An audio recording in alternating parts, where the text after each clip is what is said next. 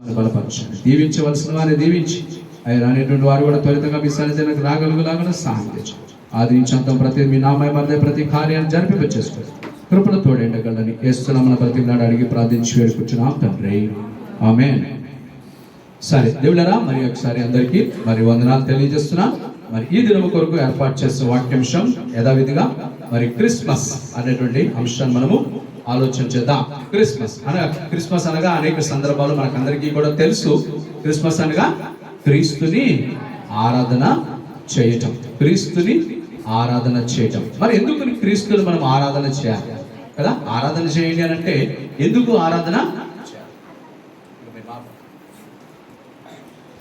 దేవుళ్ళరా, మరి క్రీస్తుని మనం ఎందుకు ఆరాధన చేయాలి అనేటువంటి అంశాన్ని మనం ఈరోజు ఆలోచన చేస్తూ మరి ఆయనకి ఇవ్వబడిన కొన్ని విషయాలు మనము నేర్చుకుందాం. దేవుడు చూసినట్లయితే మరి దేవుడు తన గురించి కొన్ని సందర్భాల్లో మరి లోకస్తులు అంటుంటారు, యేసు ప్రభువారు తనకు తానుగా దేవుడని ఎప్పుడు చెప్పుకోలేదు కదా, తనకు తానుగా తాను దేవుడని చెప్పుకోలేదు. కానీ దేవుడు మనం గమనించుకోవాల్సిన విషయం ఏంటంటే, మరి మానవులైనటువంటి వారిగా మనం ఎప్పుడైతే మనం ఉంచినామో మనకు సాధ్యము కానటువంటి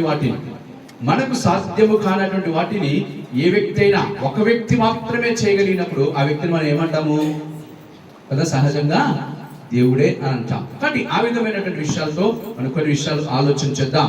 చూడండి, ఏమైనా యోహాను సువార్త 18వ అధ్యాయము 37వ వచనం. యోహాను సువార్త 18వ అధ్యాయం 37వ వచనం. అందుకు పిలాతు, నీవు రాజువా ఆయనను అడుగగా యేసు, నీవన్నట్టు నేను రాజునే, సత్యమును గురించి సాక్ష్యమిచ్చుటకు నేను పుట్టి తిని, ఇందు నిమిత్తమే నేను ఈ లోకమునకు వచ్చింది. దేవుడా, యేసు ప్రభువు వారే సహితము ఆయన సొంత నోటితో ఆయన మాట్లాడుతున్నటువంటి మాట ఏంటో తెలుసా? నేను ఎందుకు పుట్టానంటున్నాడు యేసు ప్రభువు వారు? నేను సత్యాన్ని తెలియచేయటానికి, ఇందు నిమిత్తమే నేను పుట్టాను, సత్యాన్ని నేను తెలియచేయటం కొరకే నేను ఈ లోకంలోకి వచ్చాను అనేటువంటి మాట ఆయన తెలుస్తున్నాడు. భారతీయులుగా మనందరికీ కూడా తెలుసు, భారతీయులకి మనకు బాగా తెలిసినటువంటి ఒక విషయం ఏంటో తెలుసా? సత్యమేవ జయతి కదా. మనం అందరం ఏమంటాము? సత్యమేవ జయతి. ఎప్పటికైనప్పటికీ కూడా సత్యమే గెలుస్తుంది అనేటువంటి విషయాన్ని బాగుగా నమ్మేటువంటి వాళ్ళు ఎవరైనా ఉన్నారో అంటే అది భారతీయులే కదా. సత్యం ఎప్పటికైనా గెలుస్తుంది. మరి దేవుని వాక్యం ఏమంటుందంటే, ఆ సత్యాన్ని తెలియజేయడానికే ఈ లోకంలోకి నేను వచ్చాను అని అంటున్నాడు. ఏంటి ఆ సత్యం? ఆ సత్యాన్ని తెలియచేయడం. కాబట్టి ఆ సత్యమే ఎప్పుడైకైనా ఒక రోజున గెలుస్తుంది అనేటువంటి విషయాన్ని మనం ఇక్కడ తెలుసుకోవాల్సినటువంటి వారం ఇచ్చినాం. కాబట్టి తెలిసినటువంటి మనం గమనించాల్సిన విషయం ఏంటంటే, ఆ సత్యం ఏమిటి అని అంటే యోహాను సువార్త 14వ వచనం. యోహాను సువార్త 14వ వచనం.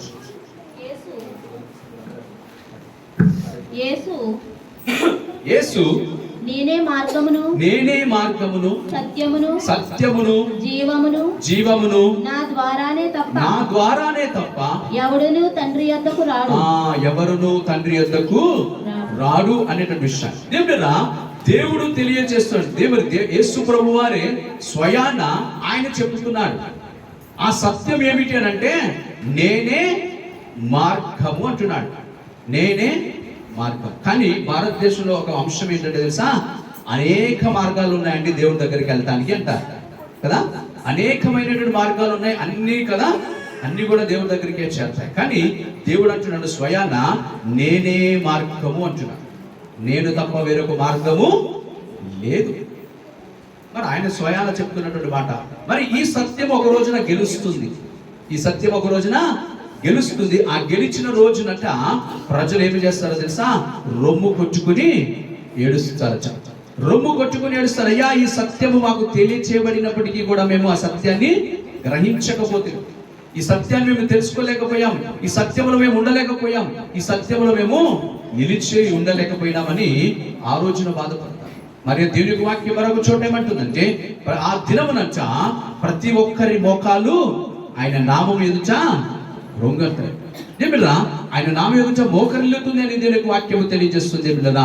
కాబట్టి మన జీవితంలో ఆలోచన చేయాల్సినటువంటి విషయం ఏమిటంటే ఆ సత్యమైనటువంటి వాడిని మనం పట్టుకోవాలి. యేసు ప్రభువు అంటున్నాడు, నేనే సత్యం, నేనే మార్గము, నేనే జీవము. జీవమునిచ్చుచున్నటువంటి వాడు నేనే అంటున్నాడు. అంటే ఈ రోజు నువ్వు బ్రతికున్నావు అంటే దానికి కారణం ఎవరు అంటున్నాడు? దేవుడు. యేసయ్య అంటున్నాడు, నేనే అంటున్నాడు. యేసు ప్రభువు అంటున్నారు, నీవు ఈ రోజు బ్రతికున్నావు అంటే కారణము నేనే అంటున్నాడు. దేవుడు. కాబట్టి మనం గమనించుకోవాల్సిన విషయం ఏంటంటే ఈ సత్యాన్ని మనము తెలుసుకోవాలి. ఈ సత్యాన్ని ఎవరైతే తెలుసుకుంటారో వారి జీవితంలో నిత్య ఆనందము ఉంటుంది. అందుకే దేవుడు అంటాడు, ఆయనకి ఇష్టలైన వారికి భూమి మీద ఏమిస్తాడట? సమాధానం. ఆయనకి ఇష్టంగా బ్రతకాలి. దేవుడికి మనం ఇష్టంగా బ్రతికినప్పుడు ఆయన వారికి సమాధానం అనేటువంటిది ఉంటుంది. అనేక సందర్భాలు మనం అంటాం, మా ఇంట్లో సమాధానం లేదండి, మా ఇంట్లో నెమ్మది లేదండి, మా ఇంట్లో అన్ని గొడవలేనండి అని అంటున్నామంటే కొన్ని సందర్భాలు మనం ఆలోచన చేయాల్సింది, దేవుడికి మీరు ఇష్టంగా ఉండటం లేదన్నమాట. దేవుడికి మీరు ఇష్టంగా ఉండటం లేదు. కావునే మీ జీవితాల్లో కొన్ని సందర్భాలలో దేవుడురా అటువంటి పరిస్థితులు మరి సంభవిస్తున్నాయి అనే విషయాన్ని కూడా మీరు తెలుసుకోవాల్సినటువంటి వారు ఇచ్చినారనే విషయాన్ని ఇక్కడ తెలియజేస్తున్నారు. కాబట్టి మన జీవితంలో ఆలోచన చేయాల్సిన విషయం ఏంటంటే దేవుడే ఆయన సత్యమై ఉన్నాడు, అసత్యమైన వాడు అంటున్నాడు, నేనే మార్గమై ఉన్నాను అంటున్నాడు, నేనే జీవాన్ని ఇచ్చేటువంటి వాడని అంటున్నాడు. ఆయన మరి ఒక మాట అంటున్నాడు, పరలోకము గురించి ప్రతి ఒక్కరము కదా మనం అందరం కూడా కనిపెట్టుకుందాం. మనం అందరం ఎందుకు భక్తి చేస్తున్నాం చెప్పండి కదా? మనమందరం అది ఎవరైనప్పటికీ కూడా దేవుడు అంటే మనకి భయము భక్తి ఉంది. భారతదేశంలో దేవుడు అంటే భయము భక్తి అందరికీ ఉంది. దేవుడు అందరము ఈ విధంగా ఎందుకు చేస్తున్నామంటే దేవుడు అంటే భయభక్తులు మనందరి ఆలోచన ఏంటంటే మనం మరణించిన తర్వాత పరలోకాన్ని స్వతంత్రించుకోవాలి. మనమందరము పరలోకాన్ని స్వతంత్రించుకోవాలి. ఆ సత్యాన్ని గురించి దేవుడు ఏమంటున్నాడంటే, నా యొద్దకు, తండ్రి యొద్దకు, లేదంటే పరలోకానికి మీరు రావాలి అని అంటే నా ద్వారా తప్ప వేరే ద్వారా మీరు ఎవరు కూడా రాలేరు అంటున్నాడు. ఆయన తెలియజేస్తున్నటువంటి ఒక సత్యం ఏంటంటే, నా ద్వారానే మీరు రాగలరు, నా ద్వారానే మీరు రాగలరు అన్నప్పుడు ఆయనని కదా మనం పట్టుకోవాల్సింది, ఆయననే కదా మనం సేవించాల్సింది, ఆయననే కదా మనము వేడుకోవాల్సింది. కాబట్టి దేవుడా ఈ సత్యాన్ని మన జీవితంలో తెలుసుకోవాల్సిన వారమే ఇచ్చినాం దేవుడా. రెండవదిగా మనం ఆలోచన చేస్తున్నట్లయితే ఆయన తెలియజేస్తున్నటువంటి అంశం మరి చూసినట్లయితే అథారిటీ. దేవుడా అథారిటీ, అధికారం. మనం అందరం అధికారానికి భయపడతామా లేదా కదా? మనం అందరం కూడా అధికారానికి భయపడతాం. ట్రాఫిక్ పోలీసు ఉన్నాడు అనుకోండి, ఆయనకు అధికారం ఉంది కాబట్టి ఏం చేస్తే ఆయన ఆపమన్న చోట ఆగిపోతాం కదా? ఆయన ఆపమన్న చోట ఆగిపోతాము. ఆయన చూపెట్టమన్నటువంటి పత్రాలు ఏవైతే ఉంటావో అవన్నీ, డాక్యుమెంట్స్ ఏవైతే ఉంటాయో అవన్నీ చూపెడతాం. అదే మాట దేవుడురా సామాన్యుడైనటువంటి అడిగితే ఏమంటాము? నువ్వు ఎవర్రా అంటాం కదా? నీవు ఎవర్రా అంటాం. దేవుడు ఆలోచించండి. కానీ అధికారము కలిగిన వాడిని మనం ఎదురు ప్రశ్న వెయ్యలేము. అధికారము కలిగిన వారిని ఎదురు ప్రశ్న వెయ్యలేము. దేవుడు కాబట్టి దేవుడి గురించి కూడా తెలియజేస్తున్నటువంటి ఒక సత్యం ఏంటంటే ఆయన అధికారము కలిగిన వారు. ఆయన ఎవరైనాడట? అధికారం. దేవుడు అందుకొరకు చూడండి, మత్తయి సువార్త 28వ అధ్యాయం 18వ వచనం.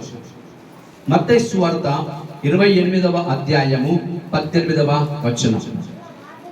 అయితే యేసు వారి యొద్దకు వచ్చి పరలోకమందును భూమి మీద నాకు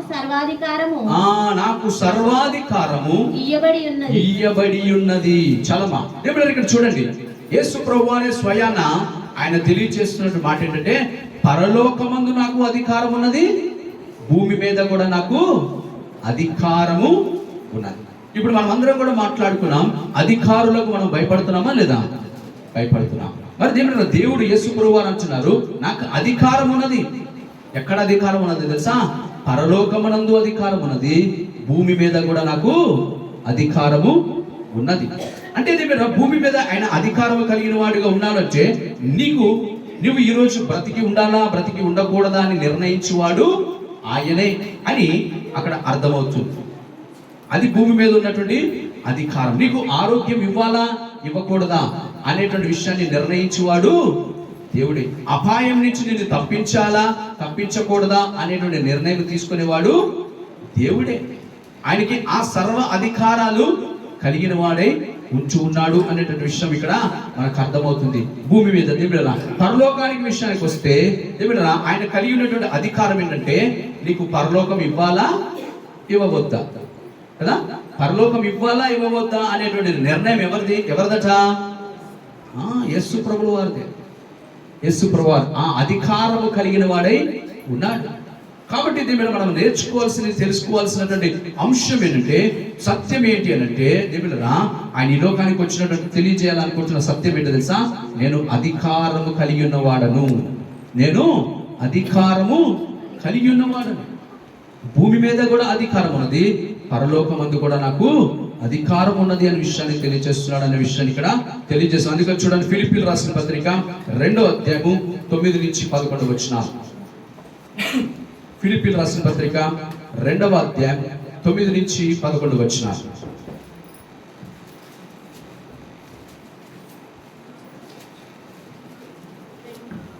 2వ అధ్యాయం 9 నుంచి 11 వచనాలు చదవమా. అందుచేతను పరలోకమందున్న వారిలో గాని భూమి మీద ఉన్న వారిలో గాని భూమి క్రింద ఉన్న వారిలో గాని ప్రతివాని మోకాలు యేసు నామమున యేసు నామం ఎదుట వంగునట్లు. దేవుడు చూడండి, యేసయ్య నామం ఎదుట ఏమవుతుందట? ఒక రోజున ప్రతి ఒక్కరి మోకాలు వంగుతాయట. అంటే దేవుడు ఆలోచన, ప్రతి ఒక్కరి మోకాలు మనం మోకరిస్తాం చెప్పండి. ఎప్పుడు మనం మోకరిస్తాము? ఎవరికి మోకరిస్తాం చెప్పండి? అధికారానికి ఉన్నవాడికి మోకరిస్తాం కదా. అధికారం ఉన్నటువంటి వాడి దగ్గరికి మనం ఏం చేస్తాము? మోకరిస్తాం. అందుకే దేవుడు ఇక్కడ అంటున్నాడు, సర్వ అధికారము కలిగిన వాడనై ఉన్నాను. ఒక రోజున ఏంటి ఆ సత్యం అంటే, ఆయన తెలియజేస్తున్న సత్యం ఏంటంటే, ఒక రోజున ప్రతి ఒక్కరు నా ఎదుట మోకరిస్తారు, ప్రతి ఒక్కరు నా ఎదుట మోకరిస్తారు. అది ఆయన తెలియజేయాలనుకుంటున్న సత్యం. కాబట్టి ఈ సత్యము మన జీవితంలో తెలుసుకున్నటువంటి వారమైన మనము గుర్తుపెట్టుకోవాల్సింది ఏంటంటే, ముందుగా మోకరిస్తే మంచిది కదా. ముందుగా మోకరిస్తే మంచిది. ముందుగా మోకరించినప్పుడు ఆయనను సన్నుతించిన వారం ఏంటాము, ఆయనను మహిమపరిచిన వారం ఏంటాము. కానీ దేవుడు అంత అయిపోయిన తర్వాత మోకరిస్తే దేవుడు నీకు ఎటువంటి ఉపయోగము ఉండదు అనే విషయాన్ని తెలుసుకోవాలి కదా. దేవుడు ఆలోచించండి, మరి తూర్పు దేశపు జ్ఞానులైనటువంటి వారు, మరి దేవుని వాక్యాలు మనం చూసినట్లయితే తూర్పు దేశపు జ్ఞానులైనటువంటి వారట 2 సంవత్సరాలు ప్రయాణం చేసి వచ్చారట. ఎన్ని సంవత్సరాలు? 2 సంవత్సరాలు ప్రయాణం చేసి వచ్చారట. యేసు ప్రభు వారిని 2 సంవత్సరాల తర్వాత ఆయన కలుసుకున్న తర్వాత వాళ్ళు చేసినటువంటి మొట్టమొదటి పని ఏంటి? వారు సాగిలపడారు, మొక్కారు, మోకరిల్లారు. ఏమిటో గమనించాల్సిన విషయం ఏంటో తెలుసా? వారి గురించి మరొక ట్రాన్స్లేషన్ లో చూస్తే, they are not only wise man, వారు జ్ఞానులైనటువంటి వారి కాదట. కానీ వారి గురించి చెప్పబడుతున్న మాట ఏంటో తెలుసా? వారు రాజులు అనే మాట కూడా తెలియజేస్తుంది. బైబిల్ గ్రంథంలో చూస్తే వారు ఎవరై ఉన్నారట? రాజు. రాజు ఎవరికైనా మొక్కుతాడో చెప్పండి? రాజు ఎవరికైనా మోకరిస్తాడో చెప్పండి కదా. రాజు ఎప్పుడు మోకరిస్తాడో తెలుసా? తనకంటే అధికారము కలిగిన వాడికి మోకరిస్తాడు కదా. తనకంటే అధికారము కలిగినటువంటి వాడికే మోకరిస్తారు. ఇక్కడ ముగ్గురు రాజులైనటువంటి వారి గురించి కూడా కొంత నేను నెట్ లో చూసినట్లయితే, వారు ఏ దేశాల నుంచి వచ్చినటువంటి వారు అని చూస్తే తెలియజేస్తున్నటువంటి విషయం ఏంటంటే, ఒకరు పర్షియా దేశం నుంచి వచ్చిన వారు. పర్షియా అంటే నేటి దినాన్న ఇరాన్ అనేటువంటి దేశాన్ని నుంచి వచ్చినటువంటి వారుగా వారు ఉంచున్నారు. మరొకరు చూసినట్లయితే దేవుడు సౌదీ అరేబియా అనేటువంటి దేశాన్ని నుంచి వచ్చినట్టుగా మనం చూస్తున్నాం. మరి 3వ వ్యక్తి ఎవరు అని చూస్తే, ఆ వ్యక్తి ఎవరో తెలుసా? భారతదేశాన్ని నుంచి వచ్చినటువంటి వాడు, భారతదేశాన్ని నుంచి వచ్చినటువంటి వాడై ఉంటున్నాడు అనేటువంటి విషయాన్ని తెలుసుకోవడానికి ప్రాముఖ్యంగా ఈ 3 యొక్క ప్రాంతాల నుంచి ఆ ముగ్గురు జ్ఞానులు అనేటువంటి వారు వచ్చి ఆయనకు ఏం చేశారట? సాష్టాంగ వారు మోకరిల్లారు. వారు రాజులై ఉన్నప్పటికీ కూడా వారు మోకరిల్లారు. 2 సంవత్సరాలు వారి యొక్క బాధ్యతలను కూడా ఒక విధంగా చూస్తే పక్కకు పెట్టారు. వారి బాధ్యతలను ఏం చేశారు? పక్కకు పెట్టారు. జ్ఞానులైన వారికి బోర్డంత పని ఉంటుందా లేదా చెప్పండి కదా. జ్ఞానులైనటువంటి వారికి బోర్డంత పని ఉంటుంది. వారి జ్ఞానాన్ని లోకం ఎంతో ఉపయోగించుకుంటుంది.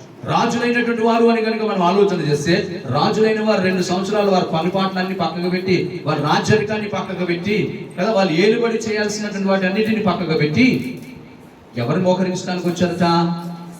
యేసు ప్రభు వారిని మోకరించు, యేసు ప్రభు వారిని మరి పూజించటానికి, యేసు ప్రభు వారిని గణపరచటానికి దేవుడురా వారు వచ్చినట్టుగా ఇక్కడ తెలియజేస్తున్నారు. మరి జ్ఞానులైనటువంటి వారే, రాజులైనటువంటి వారే 2 సంవత్సరాలు వారి యొక్క పని అంతటిని పక్కకు పెట్టి ఆయన ఎదుట మోకరించడానికి వచ్చిన వారిగా కనపడుతున్నట్టుగా మనం చూస్తున్నాం. కాబట్టి మనం గమనించుకోవాల్సినటువంటి అంశం ఏంటంటే, మొదటిగానే మనము ఆయన ఎదుట సాగిల పడటం అది మనకి ఎంతైనా మంచిది అనేటువంటి విషయం మనం తెలుసుకోవాలి. ఎందుకనగా ఆయన అంటున్నాడు, నేను అధికారము కలిగిన వాడను.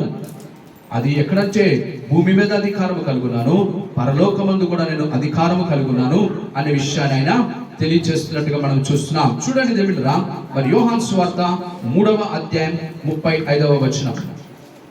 యోహాను సువార్త 3వ అధ్యాయం 35వ వచనం. తండ్రి కుమారుణ్ణి ప్రేమించుచున్నాడు గనుక అతని చేతికి సమస్తము అప్పగించి ఉన్నాడు. కుమారుని యందు విశ్వాసముంచువాడే నిత్య జీవము గలవాడు. దేవుడా చూడండి, ఇక్కడ యేసు ప్రభువారు స్వైతము తెలియచేస్తున్నటువంటి మాట ఏంటంటే, సర్వ అధికారములు ఎవరిచ్చారట? తండ్రి అయినటువంటి యెహోవా దేవుడు యేసు ప్రభువు వారికి ఇచ్చారట. దేవుడురా, అందుకని ఆయన అంటున్నాడు, దేవుడురా నిత్య జీవము గలవారు. ఇంగ్లీష్ ట్రాన్స్లేషన్ ఇంకా మంచిగుంది. దేవుడురా granting authority to give eternal life అనే మాట రాయబడింది. అంటే దేవుడురా మనం ఆలోచన చేయాల్సినటువంటి విషయం ఏంటంటే, యేసు ప్రభువు వారు మాత్రమే పరలోకాన్ని ఇవ్వగలిగినటువంటి అధికారము కలిగి ఉన్నటువంటి వాడై ఉన్నాడు అని ఆ యొక్క ఇంగ్లీష్ ట్రాన్స్లేషన్ లో మనకు అర్థమవుతుంది. ఎటర్నల్ లైఫ్, నిత్య జీవము దేవుడురా మనకి ఇవ్వాలి అన్నటువంటి అధికారం ఎవరికి ఉందట? యేసు ప్రభువు వారికి. మరి ఇప్పుడు మనం అందరం కూడా ఆలోచన చేయండి. లోకంలో ఉన్న ప్రతి ఒక్కరు ఎవరైనప్పటికీ కూడా ప్రతి ఒక్కరి ఆలోచన ఏంటంటే, నేను మరణించిన తర్వాత నేను పరలోకములో ఉండాలి.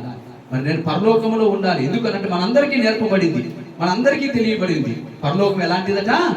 అక్కడ దుఃఖము ఉండనే ఉండదు, నిట్టూర్పు ఉండదు. దేవుడా అక్కడ అదే బిడ్డరా ఎల్లప్పుడూ సంతోషం, ఎల్లప్పుడూ ఆనందమే. దేవుడా ఎల్లప్పుడూ సంతోషమే, ఎల్లప్పుడూ ఆనందమే. కన్నీరు అనేటువంటిది ఉండనే ఉండదు అనేటువంటి విషయాన్ని మనం నేర్చుకున్నాం. మరి ఆ యొక్క పరలోకాన్ని స్వతంత్రించుకోవాలన్నటువంటి విషయాన్ని ఆలోచన కలిగిన మనకు దేవుడు యేసు ప్రభువు వారు తెలియజేస్తున్న విషయం ఏంటంటే, నేనే దానిని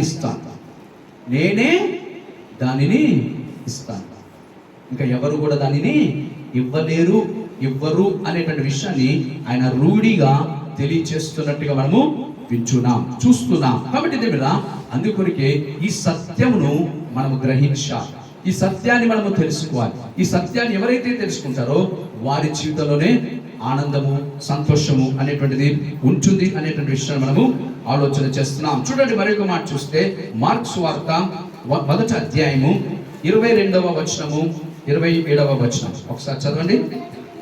మార్క్స్ వార్త 1వ అధ్యాయము 22వ వచనం.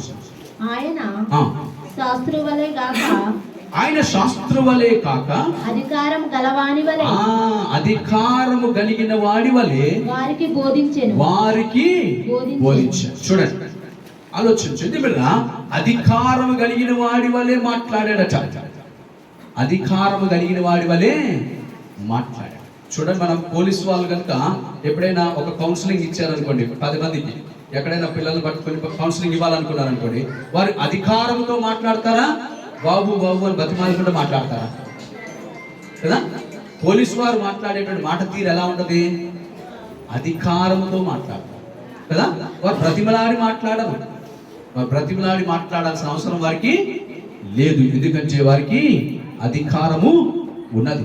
కాబట్టి ఇక్కడ కూడా మనం ఆలోచన చేస్తే, యేసు ప్రభువు వారు అంటున్నారు, నాకు అధికారం ఉన్నది.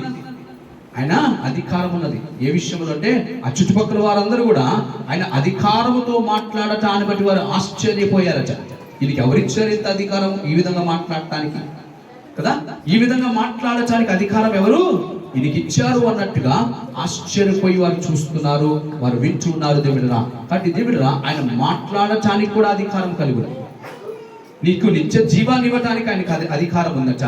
దేవుడిరా, నీ యొక్క ఆయుష్ను పొడిగించాలా పొడిగించకూడదా అన్న అధికారం కూడా ఎవరికి ఉందట? ఆయనకి ఉంది.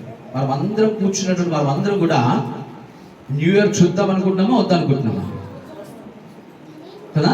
ప్రతి ఒక్కరు కూడా న్యూ ఇయర్ చూడాలని ఆశిస్తున్నాం. మరి ఈ అధికారం ఎవరికి ఉందట? నీకు ఇవ్వాలా ఇవ్వద్దని కదా యేసయ్యకే ఉందట. ఒక సందర్భంలో మనిషికి ఉండే ఆలోచన చెప్తున్నాను చూడండి. ఒక సందర్భంలోనట ఒక ముసలావిడ దేవుడిరా పండుగలు ఉండేది, అంటే ఆల్మోస్ట్ ఇంకా మరణించేటువంటి పరిస్థితిలో ఉండేదట. అయితే అక్కడ ఉన్నటువంటి పాస్టర్ గారు వచ్చారట. వచ్చి మాట్లాడుతుంటే ఆ ముసలావిని కూడా చూసి అలాగే మూలుతూ పడుతుందట.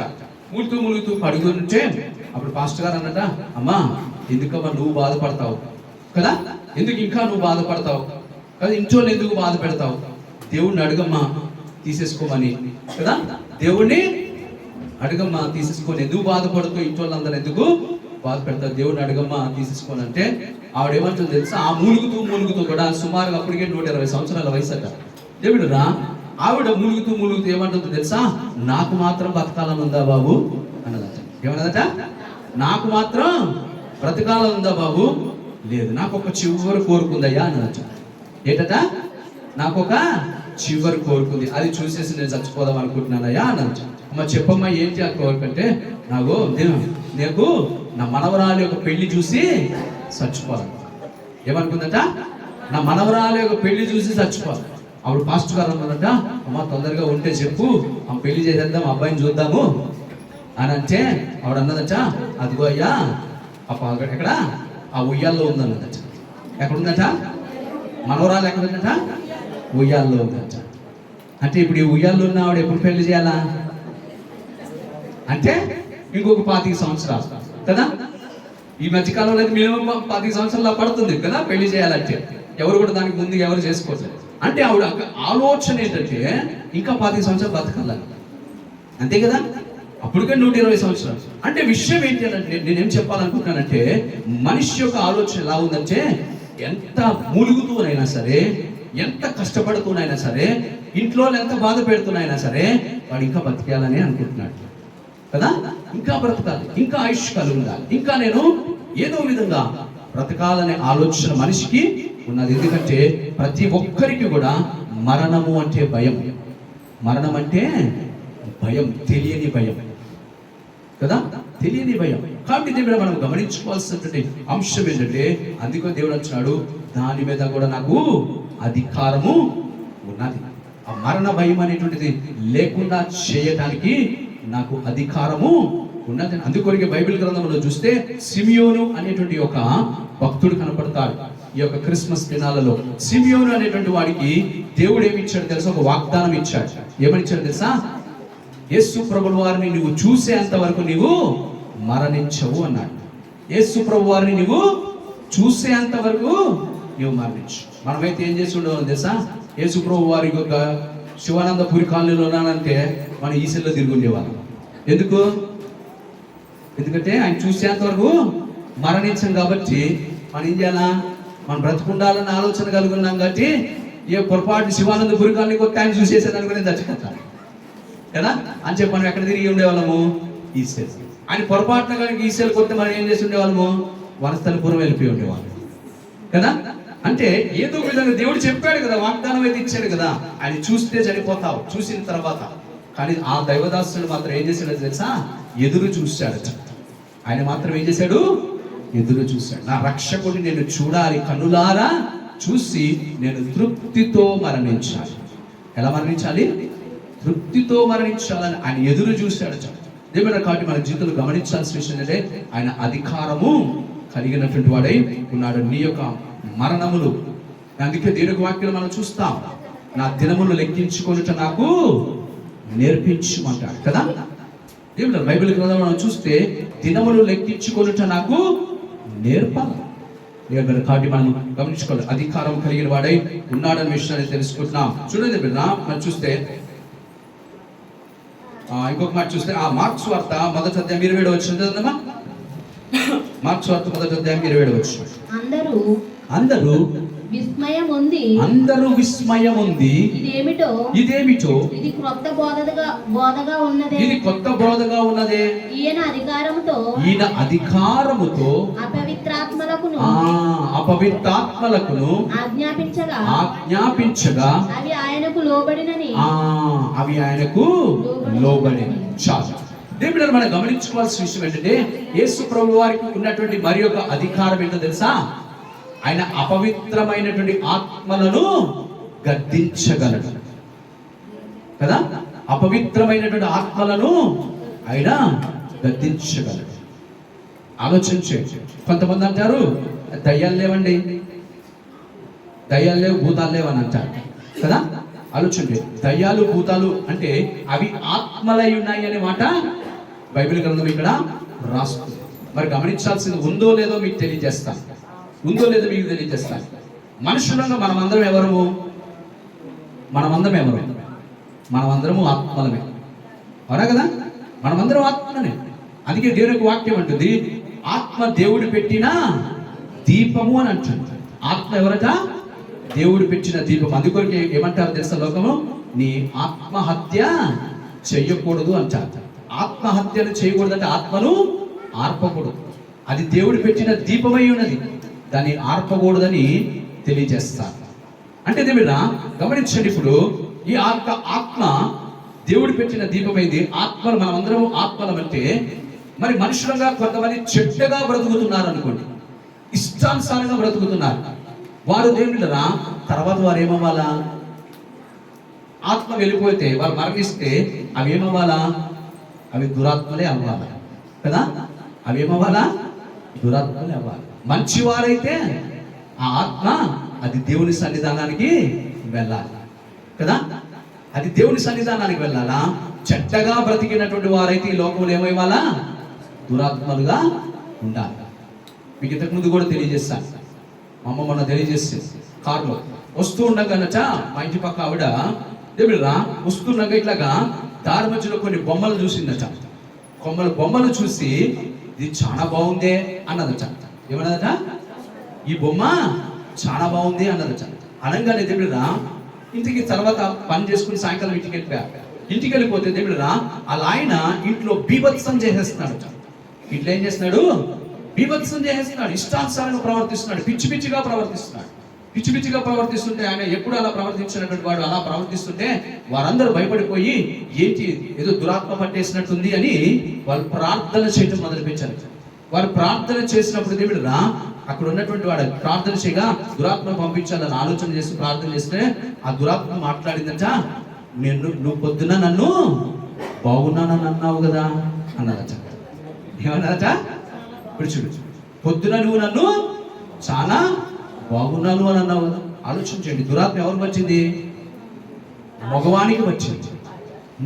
మొగతనకి పట్టింది. మరి మొగతన ఉన్నాడా ఆవిడతోటి? మొగతను ఉన్నాడు అతనితో, ఆవిడతోటి పొద్దున లేడు.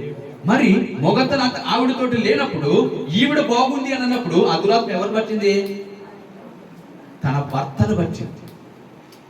భర్తను పట్టినటువంటి ఆ యొక్క దురాత్మ ఏమని మాట్లాడుతుంది? పొద్దున నేను బాగున్నానన్నావు కదా అంటుంది. పొద్దున నేను బాగున్నానన్నావు. ఆలోచించు. అంటే దురాత్మలు ఉన్నాయా లేదా? ఇప్పుడు ఉన్నాయి.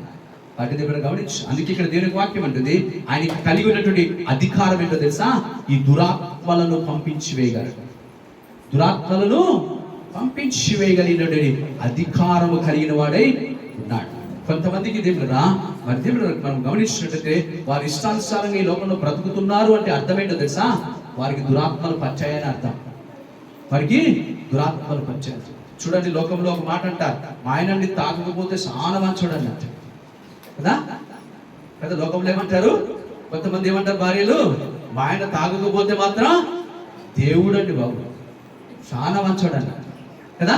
తాగితే మాత్రం ఇక మనిషి కాదండి ఆయన కదా. ఏం ఎత్తేస్తాడో ఎవరికి తెలియదు, ఎవరిని కొడతాడో తెలియదు, ఏం మాట్లాడతాడో అంటే తెలియదు. అప్పుడు వరకు మంచిగా ఉన్నటువంటి వాడు ఎందుకు అలాంటి విపరీతమైనటువంటి ప్రవర్తన తాను కలిగి ఉన్నాడంటే ఆయన ఏముంది?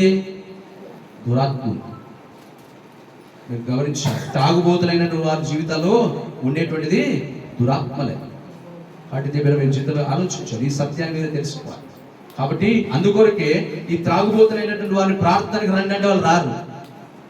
మీరు ఎప్పుడైనా గమనించండి, ప్రార్థన రండి బ్రదర్ అన్నామనుకోండి, రానే రారు. ఎందుకంటే లోపల దురాత్మ వల్లే వెళ్ళిపోతుందని లోపల ఉన్నవాడు భయం, లోపల ఉన్నటువంటి ఆ దురాత్మకు భయం.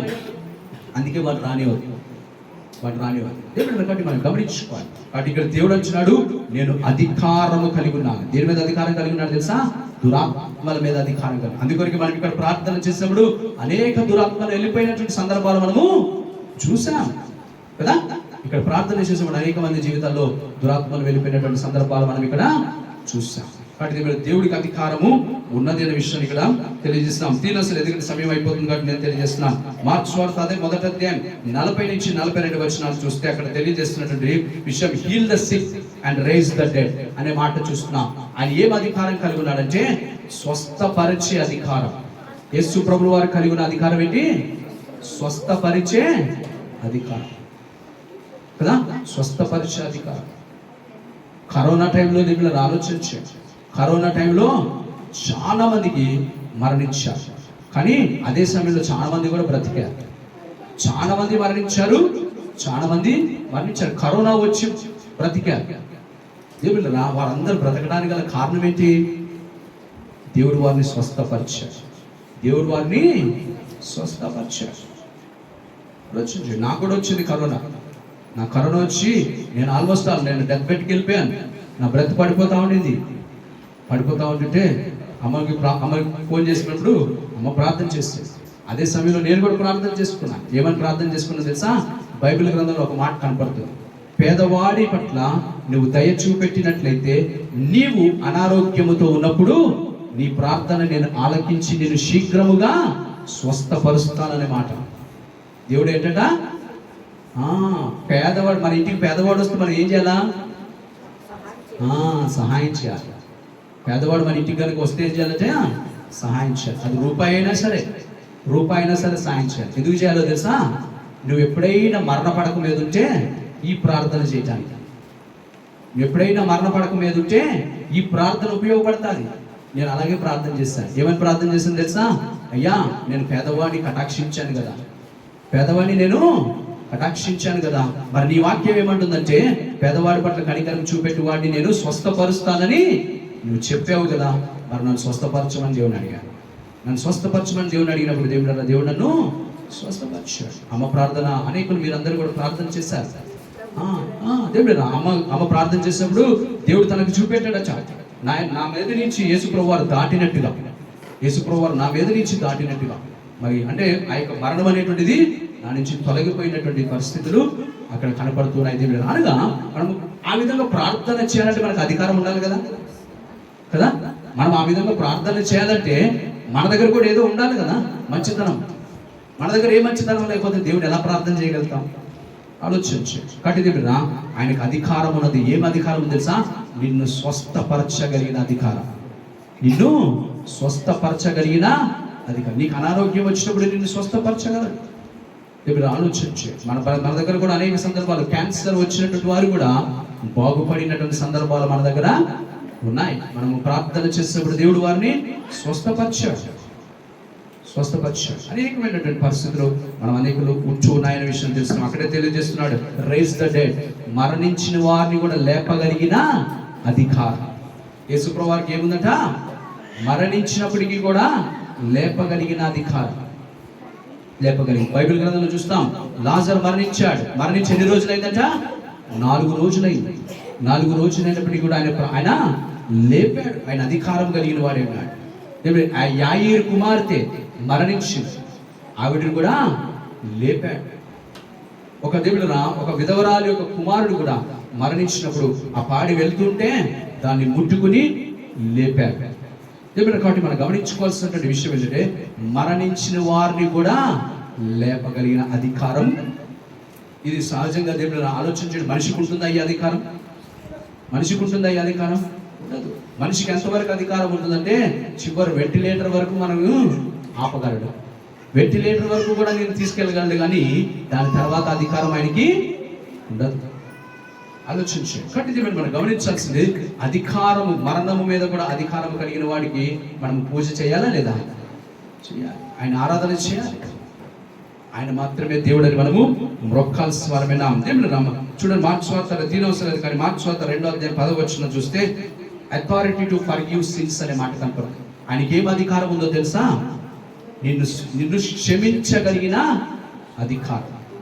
ఈయన ఎవరండి? బైబిల్ గ్రంథంలో చూస్తాము, పరిసయ్యులు యాజకులైన వారు అంటారు, ఈయన ఎవరండి పాపాలు క్షమించడానికి అధికారం ఈయనకి ఇచ్చారు అంటారు. పాపము క్షమించేటువంటి అధికారము ఈయనకి ఎవరు ఇచ్చారు అంటారు. యేసు ప్రభువారు కలిగిన అధికారం ఏంటో తెలుసా? నీ పాపములను క్షమించగలడు. ఎంతవరకు క్షమించగలంటే మన అందరికీ కూడా తెలుసు. మోషే పరలోకానికి వెళ్తుంటే సాతాను అడ్డుపడి ఇతడు పరలోకానికి వెళ్ళటానికి వీల్లేదన్నాడు. వీల్లేదన్నప్పుడు యేసు ప్రభువారు ఏం చేశారు? తన వస్త్రములను మార్చి తెల్లని వస్త్రములను తనకు ధరింపచేసి తను పరలోకానికి తీసుకోమన్నాడు. ఆలోచించాడు. అక్కడ కూడా క్షమించాడు. తను పరలోకానికి తీసుకోవాలి. ఆలోచించే దేవుడు మనం కూడా క్షమించాలి కదా. ఆయన ఒక తప్పు వెతుకుతేనే పరలోకానికి వెళ్ళడానికి వీల్లేదంటే మనం ఎన్ని తప్పులు చేసాం చెప్పాలి కదా. ఆయన ఒక తప్పు చేస్తే నీకు పరలోకానికి వెళ్ళడానికి వీల్లేదంటే మనం ఎన్ని తప్పులు చేసాం చెప్పాలి కదా. మరి అట్లాంటప్పుడు మనం పరలోకానికి వెళ్ళాలంటే దేవుడి కనికరం అవసరమా లేదా? దేవుడి కృప మనకు అవసరమా లేదా? అవసరం. కాబట్టి దేవుడురా, ఆ అధికారం కలిగిన వాడిని మనం వేడుకోవాలి కదా. అధికారం కలిగిన వాడిని మనం ఏం చేయాలి? వేడుకోవాలి. కాబట్టి ఆయన దేవుడురా పాపాలను క్షమించే అధికారం ఆయనకి ఉన్నదని విషయం మత్తయి సువార్త 9:6 వచనం చూస్తే దేవుడురా న్యాయము తీర్చే అధికారం. ఏ అధికారం ఉందంటే ఆయనకి? న్యాయము తీర్చే అధికారం. ఆలోచించు, న్యాయము కూడా ఆయనే తీరుస్తారు. ఈ జీవితంలో న్యాయం జరగాలి అని అంటే ఆయనే తీరుస్తారు. న్యాయము తీర్చేటువంటి అధికారము కలిగిన వాడిగా ఆయన ఉంటున్నట్టుగా అక్కడ చూస్తున్నాం. మత్తయి సువార్త 10వ అధ్యాయం 1వ వచనం. మత్తయి సువార్త 10వ అధ్యాయం 1వ వచనం చూస్తే రక్షణ అధికారం. ఏం అధికారం ఉందంట? రక్షణ. నీకు రక్షించాలి, నీకు రక్షణను ఇవ్వాలి అని అన్నటువంటి అధికారము యేసు ప్రభు వారికి. రక్షించేటువంటి అధికారం కూడా దేవుడికే ఉన్నది. కాబట్టి దేవుడనా మనం గమనించుకోవాల్సిన విషయము, దేవుడు నిన్ను రక్షించుకోవాలి అని అనుకుంటే ఎలాగైనా రక్షించుకుంటాడు. దేవుడు నిన్ను రక్షించుకోవాలనుకుంటే ఎలాగైనా రక్షించుకుంటాడు. ఆయన ప్రణాళికలో నువ్వు ఉంటే నేను ఎలాగైనా ఆయన పట్టుకుంటాడు. ఎలాగైనా సరే ఆయన నిన్ను పట్టుకుంటాడు. ఆయన ప్రణాళికలో కనుక నేను లేకపోతే దేవుడు గమనించుకోవాల్సిన విషయం ఏం తెలుసా?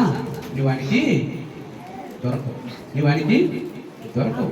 కాబట్టి దేవుడు మనం గమనించాల్సింది, దేవుడు రక్షణానందమును ఆయన దయచేసి ఆ అధికారమును ఆయన కలిగినటువంటి వాడే ఉంటున్నాడు అనే విషయం ఇక్కడ తెలియజేస్తాడు. మత్తయి సువార్త అదే దేవుడు 10వ అధ్యాయం 1వ వచనం చూస్తే ఆయన దేవుడు ఆయన కలిగి ఉన్నటువంటి అధికారం ఏంటో తెలుసా? నీకు ఆ శక్తిని ఇవ్వగలిగిన అధికారం కదా. ఆయన నీకు ఆ శక్తిని ఇవ్వగలిగిన. అందుకోసం యేసు ప్రభువు వారు అంటారు, అయ్యారా ఇక మీదటి నుంచి మీరు లోకములోకి వెళ్ళి సువార్తను ప్రకటించండి. అయితే మీకు ఎదురుపడినటువంటి మరి అనారోగ్యంతో ఉన్నటువంటి వారిని మీరే ప్రార్థన చేసి స్వస్థపరచు, మీరే దయ్యములను వెళ్ళగొచ్చండి అని అధికారం ఎవరిచ్చారు? యేసు ప్రభు వారే అధికారం వారికి ఇచ్చారు. కాబట్టి వారు అంటారు, అయ్యా ఒక సందర్భంలో వచ్చి అంటారు, అయ్యా మేము ప్రార్థన చేస్తే దయ్యాలు వెళ్ళిపోతాం, మేము ప్రార్థన చేస్తే మరణించిన వారు తిరిగి లేస్తున్నారు. కాబట్టి దానిని బట్టి వారు ఎంతో సంతోషిస్తూ ఉండినారు. అయితే దేవుడు అంటాడు, వాటిని బట్టి మీరు సంతోషించొద్దు, కానీ మీ పేర్లు పరలోకములో లిఖించబడి ఉన్నాయి అనే విషయాన్ని బట్టి మీరు సంతోషించండి. పరలోకముందు మీ పేర్లు లిఖించబడి ఉన్నాయని మీరు సంతోషించండి అంటున్నారు. అంటే దేవుడు ఇక్కడ మనం గమనించుకోవాల్సిన విషయం ఏంటంటే, మనకి దేవుడు కలిగి ఉన్నటువంటి అధికారం ఏంటో తెలుసా? నీకు అధికారం ఇవ్వటానికి కూడా అధికారం కదా. నీకు అధికారం ఇవ్వటానికి కూడా అధికారం కదా. ఆలోచించండి. కాబట్టి దేవుడు మనము ఆలోచించండి. ప్రిన్సిపల్ ఉన్నారనుకోండి ఒక కాలేజీలో, ఆ ప్రిన్సిపల్ డిసైడ్ చేస్తారు ఎవరు హెడ్ ఆఫ్ ది డిపార్ట్మెంట్ గా ఉండాలి కదా. ఆయనకి అధికారం ఇవ్వబడుతుంది కాబట్టి ఆయన డిసైడ్ చేస్తారు. ఆయనకి అధికారం లేకపోతే తన కింద ఎవరిని కూడా పెట్టుకోలేడు. కాబట్టి ఇది మనం గమనించుకోవాల్సిన విషయం ఏంటంటే, అధికారము కలిగిన వాడే అధికారము ఇవ్వగలరు. కాబట్టి యేసు ప్రభువు వారు అధికారము కలిగిన వాడిగా ఆయన ఉంటున్నాడు విషయం తెలుసుకుందాం. అది యోహాను సువార్త 8:12 చూస్తే I am the light of the world అంటున్నాడు. ఆయన ఏమంటున్నాడు? నేను ఈ లోకములకు వెలుగై ఉన్నాను. ఆయన కలిగి ఉన్నటువంటి అధికారం ఏంటంటే వెలుగు. ఈ లోకమంతా కూడా చీకటిమయమై ఉన్నది. అందుకొరకు మీరు ఎన్నో సందర్భాలు మీరు వాక్యం పేపర్లో కూడా చూసుంటారు. మన హైదరాబాద్కి ఒక పేరు ఉంది. ఏ పేరు తెలుసా? ఏ పేరు? మన హైదరాబాద్కి ఒక పేరు హైదరాబాద్. ఏ పేరు మన హైదరాబాద్ పేరు? హైదరాబాద్ అయిపోయింది మనకి కదా. ఆలోచించండి, ఈ రోజున ఎలాగ మత్తు దొరుకుతుందో, ఎలాగ ప్రజలు పాడైపోతున్నారో తెలియని పరిస్థితి. మన దినాన మేము కోటికి వెళ్తున్నాం, క్యాబ్లో వెళ్తుంటే అక్కడ ఉన్నటువంటి క్యాబ్ డ్రైవర్ అంటున్నాడు, సార్ మొత్తము హైదరాబాద్ అంతా పాడైపోయింది సార్. ఏమంటాడు? క్యాబ్ డ్రైవర్ మాటలు ఆయన మాట్లాడతాడు, హైదరాబాద్ అంతా పాడైపోయింది సార్. ఏంటయ్యా అంటే, ఎక్కడ సందులో చూసినా అక్కడ డ్రగ్స్ దొరికేస్తుంది. ఎక్కడ పడితే అక్కడ డ్రగ్స్ దొరికేస్తుంది. మా ఏరియాలో, ఇదే కోటి చార్మినార్ ఏరియాలో 12 మందిని ఒక వ్యక్తి నరికేశాడు సార్. ఎంతమంది చేశాడట? 12 మందిని నరికేశాడు సార్. అది వార్తల్లో రాలేదు, ఆయన చెప్తున్నాడు. ఇవన్నీ వార్తల్లో రాని విషయాలు సార్.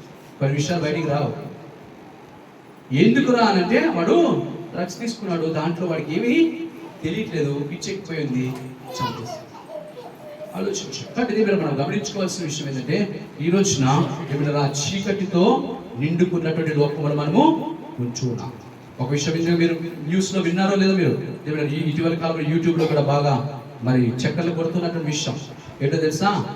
మరి భారతదేశంలో 60% అంటే 60% ఆఫ్ ది ఎర్త్, భారతదేశం మటుకు 60% మటుకు ఉన్నటువంటి భారతదేశానికి భయంకరమైన భూకంపం రావచ్చట.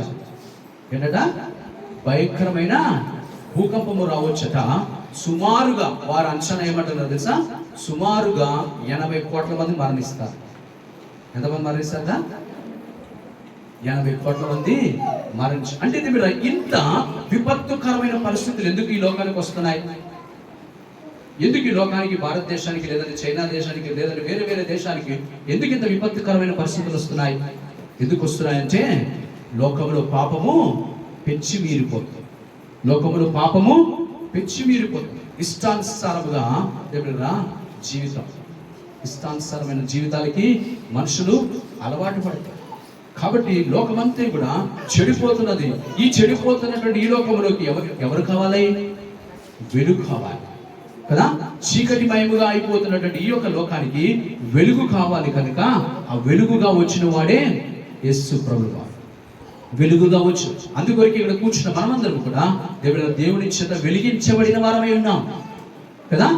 మనము వెలిగించబడిన వారు. అందుకొరకు నేను ఏమంటాను తెలుసా? ఒక మాట, క్రైస్తవుడు అన్నటువంటి వాడికి ఉండేటువంటి ఒక లక్షణం, క్రైస్తవుడు అనేటువంటి వాడికి ఉండేటువంటి ఒక లక్షణం ఏంటో తెలుసా? చంపటానికి భయపడతాడు, చావటానికి భయపడడు. అర్థమైందా? ఇది క్రైస్తవుని లక్షణం. చంపటానికి భయపడతాడు, కానీ చావటానికి భయపడతాడు. కానీ లోకమైతే ఏం చేస్తుంది? వాళ్ళు బ్రతకటానికి ఎవరినైనా చంపుతారు, వాళ్ళు బ్రతకటానికి ఎవరినైనా చంపుతారు. ఆలోచించు. కాబట్టి అందుకొరకే ఈ వ్యత్యాసము అనేటువంటిది లోకంలో క్రైస్తవులుగా మనము కనపరచాలి. ఎందుకు అనంటే, మనము వెలిగించబడిన వారమై ఉన్నాం, కానీ వెలుగుగా మనము బ్రతకాలి. వెలుగు ఎప్పుడు కూడా దేవుడా ఒకరి మార్గాన్ని చూపెడతాడు కదా. అందుకనిగా యేసు ప్రభువు వారు అన్నారు, నేను ఈ లోకంలో వెలుగై ఉన్నాను, కాబట్టి మీరు కూడా వెలుగై ఉండండి అన్నాడు. మనము లోకంలో వెలుగుగా ఉన్నట్లయితే వెలుగు ఏమి చేస్తుందంటే మార్గాన్ని చూపెడతాడు. వెలుగులో దేవుడా దాపరికం అనేటువంటిది ఉండదు కదా. వెలుగులో దాపరికం అనేటువంటిది ఉండదు. ఆలోచించు. చెడ్డ పనులు చేయాలన్న వాడికే చీకటి కావాలి కదా. చెడు పనులు చేయాలన్న వాడికి చీకటి కావాలి దేవుడా. కానీ నేను అందరికీ బహిరంగంగా కనపడాలి, 10 మందిలో నాకు మంచి పేరు ఉండాలి, 10 మందిలో నేను గొప్పగా ఉండాలి అని అనుకున్నవాడు వెలుగునే కోరుకుంటాడు కదా. చీకటిని ఎంత మాత్రము కోరుకోడు. కాబట్టి మనం ఆలోచన చేయాల్సిన విషయం అంటే, మనము వెలిగించబడిన వారమైనా కాబట్టి మనము వెలుగుతూ మనం ఇతరులను వెలిగించాలి. మనం ఇతరులను వెలిగించాలి, వారికి మార్గాన్ని చూపెట్టే వారంగా మనము ఉండాలి. ఆ వెలుగు మార్గంలో దారి మనము చూపెట్టే వారుగా ఉండాలి. ఆ విధంగా మనం జీవించాలి. ఇంకొక మాట నేను 1-2 మాటలు చెప్పి నేను ముగించేస్తాను. దేవుడా, మత్తయి సువార్త 16:19 మత్తయి సువార్త 16:19 చూస్తే the keys of Kingdom of haven. అక్కడ అంటున్నారు యేసు ప్రభువు వారు, నాకు పరలోకమునకు తాళపు చెవులు నా చేతి వశమై ఉన్నాయి అంటున్నాడు. పరలోకానికి వెళ్ళడానికి చేతులు, ఆయన తాళపు చెవులు ఎవరి చేతులు ఉన్నాయట? యేసు ప్రభు వారి యొక్క వశంలో అధికారం కలిగిన వాడే ఉన్నాడు కదా. అధికారం ఆలోచించాడు. కాబట్టి పరలోకానికి వెళ్ళేటువంటి తాళపు చెవుల యొక్క అధికారము ఆయనే. ఆయన తెరిస్తేనే ఎవరైనా లోపలికి వెళ్ళేది, ఆయన తెరవకపోతే ఎవరు వెళ్ళేదే లేదు.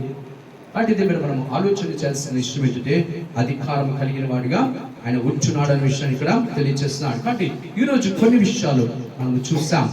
మరి ఆయన తెలియజేస్తున్నాడు, ఈ లోకంలోకి ఆయన ఎందుకు వచ్చాడట? సత్యమును తెలియచేయట కొరకే వచ్చాను అంటున్నాడు. సత్యమును తెలియచేయడానికి లోకంలోకి నేను వచ్చాను. ఆ ఒక్క పర్పస్ కోసమే ఈ లోకానికి వచ్చాను. భారతదేశంలో మనందరికీ తెలుసు, సత్యమేవా జయతే. అది ఎప్పటికైనా గెలుస్తుంది, నెగ్గుతుంది అనే విషయం మనందరికీ తెలుసు. కాబట్టి యేసు ప్రభువు అన్నాడు, నేనే సత్యము అంటున్నాడు. నేనే సత్యము, నేను కూడా సత్యం అంటలేదు.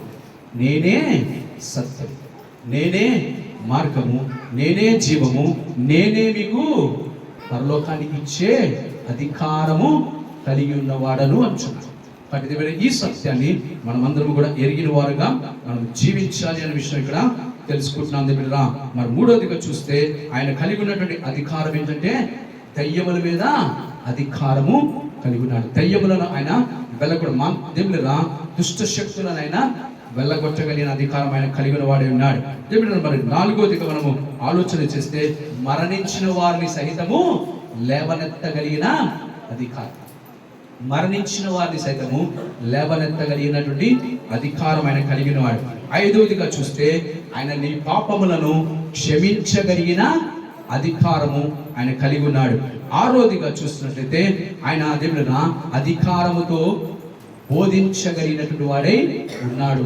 ఏడవదిగా చూసినట్లయితే ఆయన అధికారం ఏంటంటే ఆయన న్యాయము తీర్చగలిగిన అధికారము ఆయనకు ఉన్నది అనేటువంటి విషయం ఇక్కడ అర్థమవుతున్నది. ఎనిమిదవదిగా చూసినట్లయితే ఆయన నీ జీవితంలో రక్షణను ఇవ్వగలిగిన అధికారము ఆయనకు ఉన్నది అనేటువంటి విషయం ఇక్కడ అర్థమవుతున్నది. తొమ్మిదవదిగా చూసినట్లయితే నీకు అధికారం ఇవ్వటానికి కూడా అధికారము కలిగిన వాడుగా ఆయన ఉంచున్నాడు అనేటువంటి విషయం మనకి ఇక్కడ తెలియజేస్తున్నాడు. మరి సుమారు 10వదిగా చూసినట్లయితే ఆయన ఈ లోకములోకి వెలుగుగా వచ్చు. ఆయన వెలుగైనటువంటి వాడిగా ఉన్నాడు. అనేకులను వెలిగిస్తున్నాడు. వారి జీవితాలను బాగు చేస్తున్నాడు, జీవితాలను మారుస్తున్నాడు. వారి మనుష్యులుగా, ఒకప్పుడు క్రూరులుగా ఉన్నటువంటి వారిని మనిషిగా మారుస్తున్నటువంటి వాడిగా ఆయన ఉంచున్నాడు. ఆ అధికారము యేసు ప్రభు వారు కలిగిన వారుగా ఉంచున్నారు. 11గా చూస్తే ఆయన దేవుని తాళపు చెవులు కలిగిన అధికారం, పరలోకానికి సంబంధించిన తాళపు చెవులు కలిగినటువంటి అధికారం ఆయన కలిగి ఉన్నాడనే విషయాన్ని గుర్తెరుగుతూ ఈ యొక్క క్రిస్మస్ దినాన మనం ఎందుకు ఆయనను ఆరాధన చేయాలి? క్రిస్మస్ అంటే మనం చెప్పుకున్నాం క్రీస్తుని ఆరాధన. మనం ఎందుకు ఆరాధన చేయాలంటే దేవుడు ఆయన అధికారము కలిగి ఉన్నాడు కాబట్టి. అధికారులకు ప్రతి ఒక్కరు మోకరిస్తారు. కాబట్టి దేవుడు ఆయన అధికారము కలిగినటువంటి దేవుడు. ఇక్కడ చెప్పబడిన 10-11 విషయాలలో ఆయన అధికారము కలిగి ఉన్నాడు. ఈ అధికారాలు మానవులైన మనకు లేవు. అది దేవుడికి మాత్రమే ఉన్నది. అది యేసు ప్రభు వారికి మాత్రమే ఉన్నది. కాబట్టి ఆయన ఆ అధికారముతో ఉన్నాడు కనుక ఆయన దేవుడిగా మనము నమ్ముతున్నాం, ఆయన దేవుడిగా మనము భావిస్తున్నాం. అందుకొరకే ఆయన విషయంలో సాగిలపడి మనము బ్రొక్కుతున్నాము, మనము సమర్పణ చేస్తున్నాము. అజ్ఞానులైన వారు బంగారము, గోడము, సాంబ్రాణిని సమర్పించాలి. అయితే మనం ఏం సమర్పించాలా? మన హృదయాన్ని సమర్పించాలి. మన హృదయాన్ని దేవుడికి సమర్పించినట్లయితే దేవుడు ఆయనను నిత్యానందను, ఆయన ఇష్టడైన వారికి భూమి మీద సమాధానం. మరి దేవుడు నువ్వు ఆయనకి ఇష్టడుగా ఉండాలంటే నువ్వు సమర్పించాలి కదా. నీ హృదయాన్ని సమర్పించాలి. ఎప్పుడైతే నీ హృదయాన్ని దేవుడికి సమర్పిస్తావో ఆయనకి ఇష్టడుగా నువ్వు మారుతావు. అప్పుడు నీ జీవితంలో శాంతి సమాధానం దేవుడు అనుగ్రహిస్తాడు. అట్టి రీతిగా ఉండేటప్పుడు పరిశుద్ధాత్మ దేవుడు సహాయం చేసి నడిపించును గాక. Amen. Thank you. Praise the lord.